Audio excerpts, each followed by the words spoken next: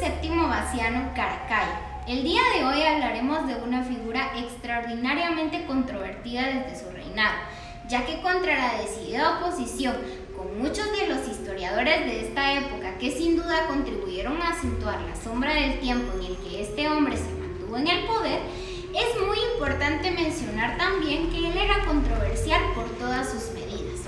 Al mencionar a Caracalla podemos encontrar muchas dudas sobre su vida y su finalidad, pero antes de iniciar a relatar la vida, logros y características de dicho emperador, es muy importante el conocer de dónde proviene Lucio VII Vasiano. Séptimo Severo es su señor padre, persona que llegó al trono en el año 193 después de Cristo en circunstancias que eran muy complicadas. Él era un emperador de origen africano que recibió un estado en guerra y se encargó de crear una nueva dinastía. Julia Domna, su señora madre, que era de origen sirio, procedía de la ciudad de Mesa y ella también era descendiente de una familia real. Eran gobernantes de Mesa.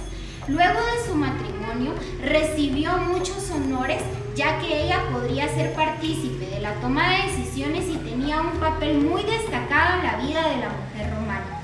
De este matrimonio nacen dos hijos, Lucio VII Vasiano y Publio Septimio, más conocido como Geta. Por fuentes negativas hacia él, se le cobra el apodo de Lucio VII Vasiano a Caracalla. En sus tiempos nadie se atrevía a referirse a él como Caracalla, ya que ese sobrenombre hacía referencia a una prenda de origen germano, que era una capa de lana que solía ser muy pesada y era utilizada sobre las armaduras específicamente. Era utilizada por los galos y los germanos. Desde muy joven Caracalla se caracterizó por su gusto a la vida militar. Caracalla y Geta inician a acompañar a su padre desde muy pequeños. Él y su hermano solían siempre acompañar a su padre a cada campaña. Entre los relatos de la niñez de Caracalla podemos encontrar que una de las características más especiales era que él tenía una imagen, que era muy dedicado a sus estudios, solía ser muy obediente, participaba en especial en las campañas de su padre. Se distinguía por tener un carácter muy benévolo, también por los frecuentes enojos que él tenía con su padre por el tipo de decisiones o castigos que se le ponían a las ciudades que se rebelaban en contra de su padre. Tras la toma de poder de su padre y él con solamente 7 años de edad, fue nombrado como César. En este momento su padre ordena un cambio de nombre de Lucio VII Vasiano por el nombre Marco Aurelio Antonino. Lamentablemente, a medida de que fue pasando el tiempo y él se fue convirtiendo en un hombre, su carácter fue cambiando. Se tornó un carácter fuerte y agrio. Él y su hermano no se llevaban más de 1 año de diferencia, pero entre ellos jamás existió una buena relación. Tal situación puso en qué pensar a su padre, ya que esto no era de su gusto, porque el deseo de su padre era que sus hijos se quedaran con el trono en estos tiempos. Llevaos bien, enriquecer a los soldados olvidados del resto, fueron las últimas palabras que su padre, Séptimo Severo, le dijo a sus hijos antes de su muerte. En el año 202, Séptimo Severo casó a su hijo Caracalla en contra de su voluntad con Flavia Auxilio. Al momento de que Caracalla es unido en matrimonio en contra de su voluntad, pero posteriormente a esto él adoptó las típicas actitudes de un tirano, enérgico, vengativo, orgulloso e incluso violento. Luego de la muerte de su padre, Geta y Caracalla quedan como coemperadores al frente de este gobierno. En este momento los problemas entre ellos empezaron a ser mucho más notorios. En el año 211 ordena una serie de partidarios el asesinato de su hermano Geta, quien muere en brazos de su madre. También ordenó la ejecución de más de 20.000 hombres que eran testigos de la muerte de Geta. Caracalla, al enterarse del asesinato de su hermano, se comporta con una total frialdad e hizo mención de la siguiente frase: no está entre los dioses pero tampoco está entre los vivos. Caracalla no solo mandó a asesinar a su hermano, sino que también ordenó una damnatio memoriae, que esto hace referencia a que se borrara el nombre de su hermano de todo documento, monumento y estatuas, e incluso las monedas que llevaban su imagen fueron totalmente fundidas. El rostro de su hermano fue borrado de los retratos de la familia imperial. En el año 211, Caracalla es un emperador solitario. La situación del imperio era muy complicada y en ese momento Caracalla promulga su célebre Constitución Antoniana, también conocida como el Edicto de Caracalla. Este edicto le permitió a todos los habitantes libres, tanto como hombres y mujeres, recibir la ciudadanía romana.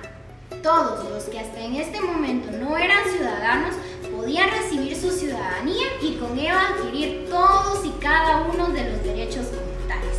Caracalla promulga este edicto para que todos los ciudadanos fueran libres y apoyaran el crecimiento del imperio. Ellos podían contraer matrimonio y que sus descendientes también tuvieran la ciudadanía romana. Esto les permitió a ellos ser partícipes de las tomas de decisiones e incluso participar en los senados. Luego de esto, Caracalla inicia la construcción de sus termas, las cuales cubren 33 acres. Estas están constituidas en Roma y quedan un poco lejos del centro de Roma. Durante un siglo estas termas fueron de las construcciones más grandes. Aproximadamente 13.000 presos fueron utilizados para aplanar el lugar. 6.000 obreros trabajaron diariamente en la construcción y más de 21 millones de ladrillos fueron utilizados. Unos 600 artesanos que se encargaron de reunir el mármol para la decoración de esta obra. Las termas eran un complejo en la cual todos los detalles fueron terminados entre los años 212 al 217. Tenía 214 metros de largo y 114 metros de ancho. En este lugar, las personas podrían tomar baños con agua fría, tibia y caliente. Se encontraban 2 balastros en donde los atletas hacían ejercicio. Habían baños públicos, bibliotecas e incluso tenían un estadio para las competiciones y estaban rodeados por un complejo de jardines preciosos. Contaban con un salón en donde realizaban los cultos y las termas eran reconocidas por sus magníficas decoraciones lujosas de piedras y mármol. Al visitar las termas todo se volvía una maravilla por la diversidad de cosas que se podían encontrar. Las termas contaban con varias entradas, cada una con su vestimenta para que las 1.600 personas que podían entrar a este lugar se sintieran a gusto. Ciertamente la popularidad de los baños es mucho más admirable que la de los horribles combates entre los gladiadores. Sin embargo, para los satíricos romanos, los estoquios y sobre todo para los primeros cristianos, el lujo que rodeaba los baños hacía que su práctica les pareciera un poco indecente y vergonzosa. En particular, en algunos lugares surgió la costumbre de que hombres y mujeres usaran los baños simultáneamente, y esto era horrible para los moralistas, quienes imaginaban que ahí se practicaban un sinfín de género de perversidades, cosa que probablemente no ocurría. Pero debajo de dichas construcciones se encontraban aproximadamente 2 pisos de espacios en donde se colocaban toneladas de madera diariamente para que mantuvieran la temperatura de dichas termas. Construyen un ramal de acueductos para que el agua fuera totalmente pura.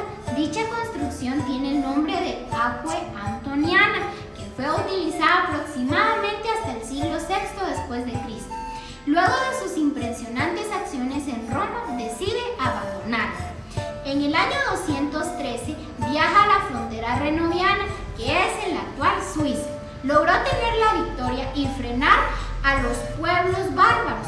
Luego de todas sus campañas victoriosas se desplaza a Siria e inicia a preparar una nueva campaña. Pero cuando estaba en este lugar, Caracalla visita la tumba de Alejandro en Alejandría.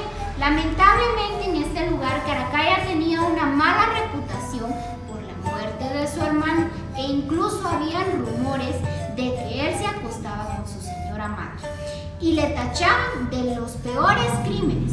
Caracalla ordenó a sus hombres realizar matanzas y castigos en Alejandría.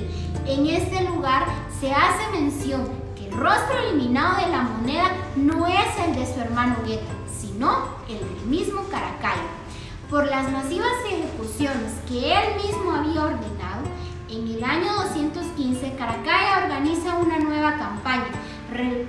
Derrotó a las tropas partas, saqueó parte del corazón de este imperio y tuvo su gran campaña exitosa.